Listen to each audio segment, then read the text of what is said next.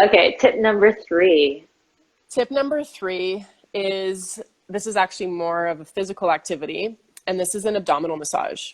I Okay. took Thai abdominal massage training a couple years ago now, and it was another one of those like game changers for me. And a lot of our emotions that we experience live within our organs. Our Mhm. abdomen, where our organs are, is like our emotional center. And we can all relate to that because when we feel like sad, what happens? Like we kind of curl in and get protective. Like when we feel anxious, like our stomach starts to rumble and maybe some of us are running to the washroom. Like we all experience, like we're worried about, losing control, and like next thing you know, we're constipated. So like we can get so much information from our gut and our digestive system.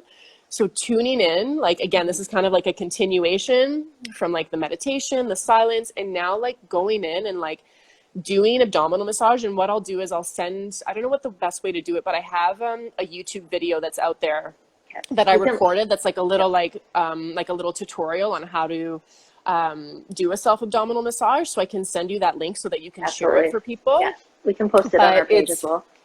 perfect. And it's like, it's part of like whether you want to make that your meditation where you just sit. I like to do it sometimes like when I'm falling asleep. I have like a little bit of coconut oil on my nightstand and I just get in there and I like just give myself an abdominal massage because it's the quickest way to tap into parasympathetic Mhm. right there. It's another way to like tune in and to like really start to kind of be aware of any feedback or feelings that you are feeling in your digestive system. It's super relaxing. Every time that I've done live classes of guiding people through abdominal massage. It's a big part of my retreats as well. And like the feedback that I get is amazing. People are like, oh my God, like I slept, like people that suffer from insomnia, they're like, oh my God, I slept through the night for the first time. Mhm. Or, oh my God, I had like the greatest bowel movement I've ever had in the morning. I felt anxious and then I didn't feel anxious anymore. Like I've been getting such good feedback of just people. And it's a part of our body that we tend to ignore and that most people have a really negative relationship with Yeah. because especially in the fitness industry, like there's this aesthetic aspect of it, right? Where people are like sucking it in and like wearing all these tight clothes and like we have to know Corsets. like corsets, like all of this stuff, even for females, like our bras, whether it's a sports bra or like a wire bra, like that is literally restricting our breath because it's wrapped around our rib cage and we can't take full breath. So like get rid of the bra, get some coconut oil and give yourself a belly rub. Trust me, it's going to be one of your favorite new self-care tools that you're going Mhm. to do. It's so relaxing. And again, you get a lot of feedback from it. And it's a really nice way to, again, like wind yourself down, like talk yourself off the ledge, calm that anxiety feeling. And it's just a beautiful practice that I think everyone can incorporate. Mhm. And it's also fun to do, again, for anyone who's out there who has little ones. It's a beautiful thing to do with kids. Like they, get them curious about it, make it a family thing, or make it, like I said, if you're living by yourself, do it alone. If you live with someone else, like make it something that you guys adopt and do together. If you're in a family, like these are all tools that we can do for ourselves, but by doing it for ourselves, we can also invite other family members to do it with us. And it's beautiful to adopt any kind of self-care tool within like a whole household. Perfect. Hmm. How long is the massage generally for? Like 5, 10 minutes, or is it? I mean, I think my video, I can't remember how long the video, it's like a shorter video. You can make it as short or as long as you want. Mhm. I've had like some where like I've done it quickly, but like once you get in there, it's like you're like, wow, like, oh my gosh, like what is that? And then you like figure out like spots that are like tender, or maybe you're like, wow, this like feels super uncomfortable. I'm only going to do it for 5 minutes today. And then you try the next day and you're like, okay, now I can do it for 15. And some people literally have done it for like when I treat people, I can spend 2 hours on someone's abdomen Oh without wow. even like, yeah. Because if you think about it too, it's our grand central station. If you think about fascial nets, all of the fascial nets, how back in FST they cross the hips. Guess what's Right. right above the hips? Our abdomen and all of our Yeah. organs.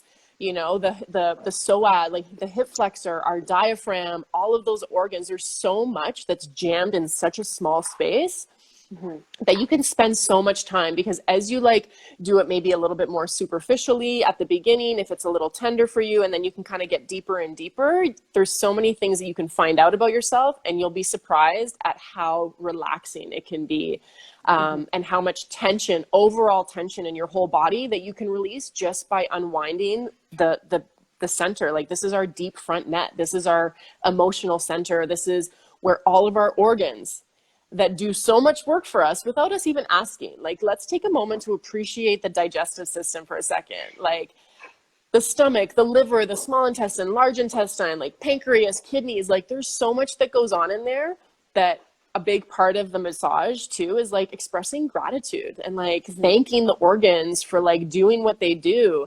And, taking that time to, like I said, like take the tight clothes off, wear your comfiest, like loosest clothes, Yeah. take the bra off, and just like let everything hang out and rub your belly. I can generally say if I don't have to wear anything, I'm not wearing a bra at all. It's, it's so I'm just freeing. saying, I put on a bra today for this live, but I can tell you that's probably the first time I put on a bra in like, I don't know, maybe 4 months. Yeah. I think that's going to be like the hardest challenge for me.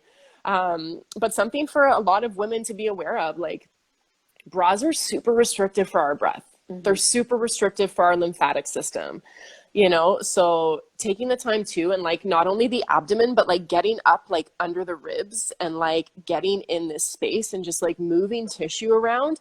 It's such an area that's ignored, and there's so much benefit that can come from just like opening that up and just like and literally like putting your hands on yourself again, Mhm. like changing the relationship. If you have a negative relationship with your stomach and you're constantly like, like this muffin top roll and this here and that, like, love your stomach, like thank your organs, change your relationship. There's such Mhm. a big psycho-emotional aspect.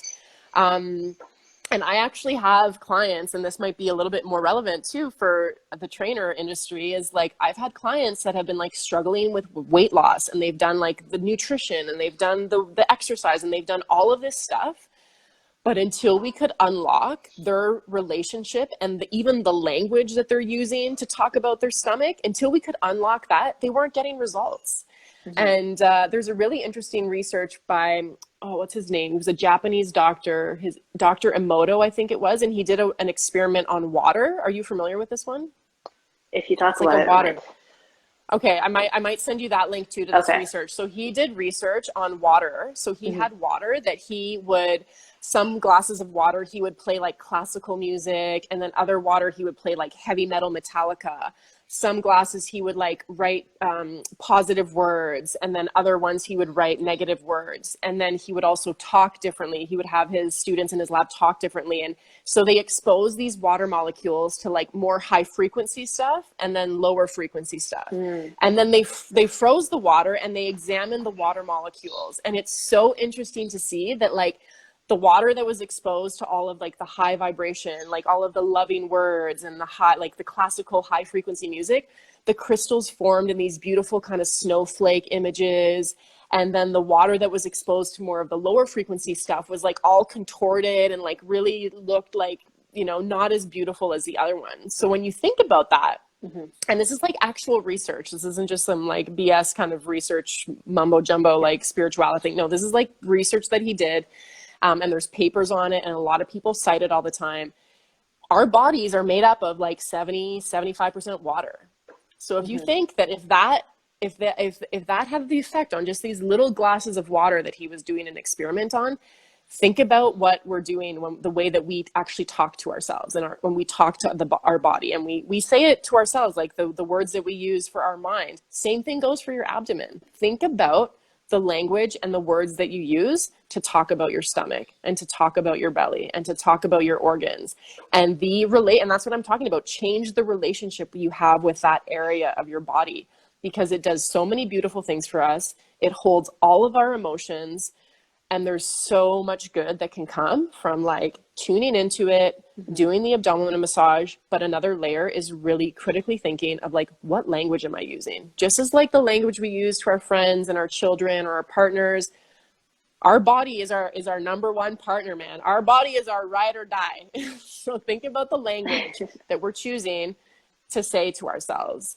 And I invite the trainers to like think about that. And again, I'm going to, like, as you're working with your clients, notice what you're like, what language does your client use to themselves? Because that could also be, again, not the end all be all, but it might be that missing link that's going to help everything kind of tie together and fall into place. So I'll share the abdominal massage link. Perfect. And then I'll also share the research link so that you can share that with people too, because it's super interesting stuff. That would be awesome. Thanks, Jackie. Yeah. So just to review, meditation, we have silence, and then belly rubs. Is there anything you'd like to add on top of that you feel like you want to? I think it's just knowing that like this is all going to come to, to an end eventually. We don't know when, but we don't have control over that. So like take your thoughts away from that and focus on what we can control. And that's our wellness. That's our health. Our immune system right now is the most important thing to keep people healthy and thriving. So keep taking care of yourself, keep exercising, keep breathing. If you can get out to nature, great. If not, sit by a plant in your house, do the best that you can with that. But there's so many things like that. But number one is take care of yourself, tune into yourself, and take this time to do that self-reflection. Take the time to sit with yourself and decide. Everyone talks about going back to normal. Were you happy with your normal? Because this is also an opportunity to ask yourself questions. What resonates with me? What resonated with me about my normal that might not resonate with me now? And this is an opportunity too for people to make different choices for themselves. Number one, different choices about what they're doing. So take advantage of this time. Continue to do all of the stuff that you're doing, online learning, research, exercise, all that stuff. But please, I invite everyone to make sure that they're tuning into themselves and asking themselves some questions of what this, what does it look like when we come out the other side, and what does their new normal, what could their new normal look like? Perfect. So we do have a few questions from you. What kind of stress pulls you away from your armor and falling back into old habits? Does that make sense? So what kind of stress pulls me away from my armor and falling back into old patterns? Triggers are number one. The triggers are like, they're so embedded in our body, in our tissue, whether it was like from past trauma, from when we were a child, or a relationship, or a job experience, anything. It could literally be like you were walking somewhere and someone said something to you. So all of those past things that have happened, they're like embedded. And we talked about this in FST too, like our tissue holds so much memory. So someone could literally like look at you a certain way or say something, or, something pops up on social media, or you're watching a show and boom, you're triggered and you can feel it. And like, I don't know about anyone else, but when I get triggered, I can physically feel it in my body. And when that happens, that's when you kind of like want to step back and say, okay, like, do I have control over this situation? What feelings or emotions are arising up in me? What physical sensations are arising up in me? And how, like, what's my tool of choice of talking myself off the ledge? Whether it's saying, okay, I'm just going to like the classic of like, before reacting, just count to 10, right? And the thing is that the more that you practice meditation, sitting in silence and observing yourself and getting more familiar with yourself, you will become more familiar with what these triggers are, how they physically show up in your body. And the meditation is like such a beautiful tool to train yourself to not react, to take the moment, evaluate the situation, and choose how you want to respond. That was one of the biggest messages I got in my first meditation course that I took, is that they said meditation is basically creating a wedge between stimulus and response. So we usually get stimulus and we respond or we react. What happens now is the stimulus happens, so the trigger happens. Our practice of meditation creates that ability to put a wedge in there and take that moment to pause. And instead of reacting, we can choose how to respond, because reacting is what the old patterns are. That's falling back into old patterns, is being reactive. But if we can stop and observe, and that takes training, just like you can't, you know what I mean? Like, we're not just going to like throw like, 100 kilos over our head overnight. You have to adapt. Your muscles have to adapt. We have to train our minds, all of those things. So just how we have to practice and train ourselves in other aspects, it's the same thing with meditation. So the more I've found in my own experience, the more I can sit with myself and practice and be diligent with my meditation practice, the less triggered I get. I wouldn't say, no, I still can get triggered, but I know what the trigger is. I know how it arises in my body, and I know how I want to respond to it instead of constantly reacting. Because the truth is the triggers will always be there, but how we let them affect us and how we react to those triggers is where we have the power to control that. Does that make sense? Right. Absolutely, for sure. Yeah. We got a lot of questions about Costa Rica and resorts. How often do you hold your resorts, and how big do the groups usually go? Like what type of... So I've done, I usually do, like, the first year I did 2 of them in the winter months. And then the following year I had like scheduled 4. And then I had to cancel 2 because I didn't get registration for them. This year I did 2. So it kind of varies, and it really depends on the amount of people that actually register.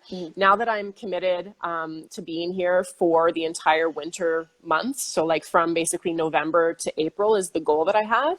I can have as many or as little. It really depends on the demand. And that's where I've kind of moved away. Instead of like scheduling them, like scheduling a bunch, I schedule a few, but then I also leave room for people to request. So I started getting a lot of groups like reaching out to me and saying, okay, I have a group that's interested. This is the time that they're interested. Like, can we make it happen? And I found that it's been a little easier because it's hard for me to guess. Like, I could be like, okay, I'm going to host a retreat. This is going to be the theme. This is going to be the week, but that might not work for people. So when people like, if there's a group that's interested, I definitely take requests and will customize it for a group. I usually like to keep the group like no more that like 10 is like my nice number. Like 10 people is a nice intimate number. If it gets bigger than that, then I find that the experience is a little bit different. So 10 would be the maximum. I've gone to 12, but like 10 to 12 is kind of like where like the sweet spot is. And then I also do private retreats. So I've had clients of mine that have worked with me in a clinical setting who then wanted to do a bigger, deeper dive. And what's beautiful about the private setting is that like, it's like we strip away everything and we deal with everything because my focus is on one person. So I would talk about like what their goals and what they're willing to get out of the retreat. And then with all of the tools that I have, I kind of customize and say, okay, we're going to do this, we're going to do that, we're going to do this, again, depending on their goals. So it's really, there's a huge variety with that. So you can look out for a schedule. Like I said, like I will be scheduling like 1 to 2 retreats a year, but then I always invite people, like if that schedule doesn't work for you and you're interested, then reach out to me. If there's like a group, like Simon was like, hey, like Good Life 2021 retreat, like reach out to me. I have a lot of groups and it's great for team building. It's great for, doing the deep dive of like really inner healing. There's so many, again, like I can make it completely holistic. I can make it super focused on one thing because I have the nutrition. I just finished my culinary nutrition certification. So I'm the one that cooks all the food for the retreats. So there's a big nutrition component. There's the digestive health. There's the treatments that, especially if it's like a group retreat, it's harder for me to do treatments because it's just too many to fit into 1 week. But like with the private, or like I've done couples retreats as well, where it's easy for me to do treatments on them. So there's always movement involved. There's treatments involved. There's digestive health. There's the meditation practice. There's the nutrition piece. So it can be a combination of all of those, or it can be very customized to like a specific thing. So it's, that's kind of my long answer to that question, is that I can do as many or as little. It really depends on the demand. Perfect. Our friend Chris Fudge wants to know if you can rap for him. On the spot, eh? Yeah. Well, the thing is that I'm not the greatest freestyler, but I do like write lyrics. So all the times that I would rap in FST, I would literally be sitting with Ben on a break and we'd be like trying to figure out, and like we're writing them out. So I'm going to have to tell him that I will do a rap for him now, but not on the spot, but I'm going to post that for him. I'll take the request, but no freestyle for you today, Chris. Does anybody have any questions for Jackie while I list a few more questions? Feel free to add it to the bottom and we'll ask her. Are you reading anything or listening to any podcasts at this time? So one of the books that I really loved, because I just finished my culinary nutrition course, a book that I really, really enjoyed reading was called Pandora's Lunchbox. Okay. And it's a book that like really goes in deep to like the processed food industry. So it's like, it was one of those books that like kind of was a little bit depressing when you find out all the truth about it, but it was so informative, and it completely changed the way that I look at food. And I think that like when we're in this time of like really, you know, thinking about our immune system and things that we can do to like really benefit ourselves, starting to really look at like the food that we're putting in our body is like a huge, huge piece of that. So that's kind of my most recent favorite book that I read. So Pandora's Lunchbox. Perfect. And there's another one too. And I'm going to say another one too is like, it was called Fat, Sugar, Salt was another book that I did with my nutrition course that was a big eye opener and just really starts to get you thinking about what we're putting in our bodies. So those are my 2 recommendations that I think people should dive into. What is the name of your culinary course that you took? It's called Culinary Nutrition, the Culinary Nutrition Academy with Megan Telpner. If you look it up, she's on Instagram, Facebook.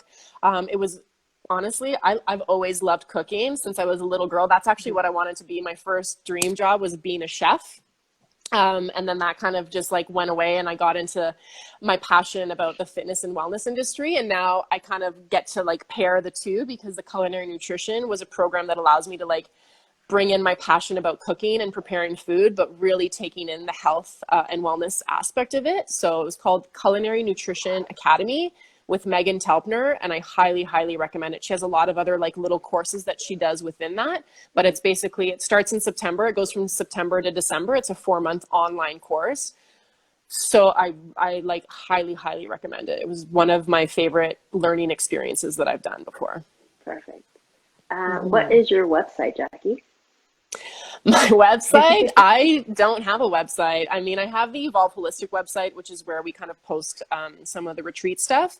But I'm currently working on my website. It's been a challenge, and that's why I've actually been not posting as much stuff, is because I'm really, with all of like the huge background that I have, it's like I've been really trying to think, okay, like where do I want my focus to be? What can serve people the best? And like trying to filter through like all of the different things and what's the best way to put it out there. So it's in the works. It is the intuitarianlifestyle.com.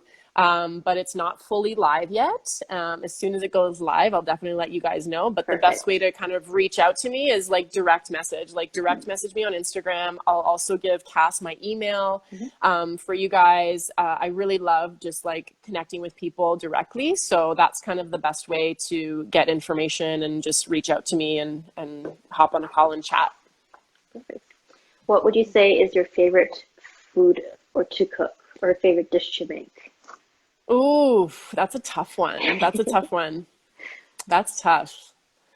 I would have to say, I don't have a favorite one. My favorite is just learning how to cook things from scratch. At Christmas time, my family was here. My brother-in-law is Thai Chinese and his sister was here, and she taught me how to make homemade pad Thai sauce. Ooh. So like, I've been like killing the pad Thai game. Like I've honestly like better than any one that I've ever tried in a restaurant. So like I'm really enjoying like experimenting. I wouldn't say like one type of food, but like really trying to master these like very traditional dishes from different cultures, but making them healthy. That's kind of what I would say. So not just one single meal, but like experimenting and saying, how could I take this like super yummy, comfort, traditional cultural food and make it healthy?